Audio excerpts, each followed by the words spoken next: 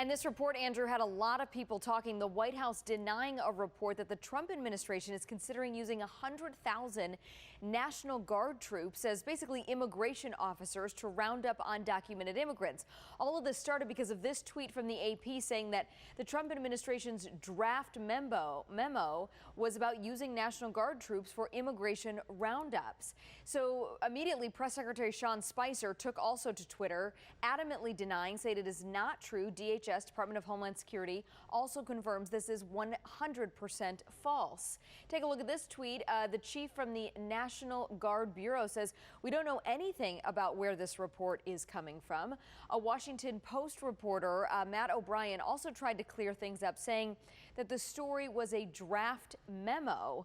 Still a lot of people talking about it. And this, a California congressman who is also, by the way, with the U.S. Air Force Reserve, tried calming people down, saying that we don't federalize National Guard to arrest immigrants for the same reason we don't let U.S. active military do it. Federal law prohibits it. So the memo was dated at the end of January. 4 states that border Mexico were included in the proposal, including California, as well as Arizona, New Mexico, and Texas. A Department of Homeland Security official described the document as a very early draft that was not seriously considered. I imagine this is probably not the last we hear of that memo. All right, let's get into learn some breaking news. All Chula Vista parks will close today in the next minutes at 2 o'clock, and for good reason, because the last time we saw the storm, Chula Vista really got hit hard. We saw a lot of trees coming down, and a lot of effects like that, Jason. So what's the timing here? And as we speak, we have you covered across the entire county. This is one not have very deep root systems, meaning with one good gust of wind, they could come over. Speaking of the wind, it's also affecting flights in and out of Lindbergh. Joining us here at the bottom of the hour, we continue to monitor the effects of this storm. At this point, mostly wind doing the damage. In fact, the wind has caused a huge tree to come down, which has shut down the 163 northbound. Our sheriff.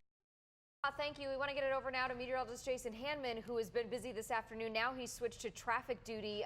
Jason, what's the traffic like tonight? Well, and Jason, that one on the 63 blocking traffic, we know completely as a tree came down right across the 163 northbound. We believe it may have hit a car, but we are told no one was injured, so that's a good news on that one. Let's head up to the North County with Fox 5's Jamie Chambers, who is in Encinitas, where apparently a tree has come down. Indication of how long that gas leak has been happening. We checked in with you maybe 15 minutes ago, and obviously it happened shortly before then.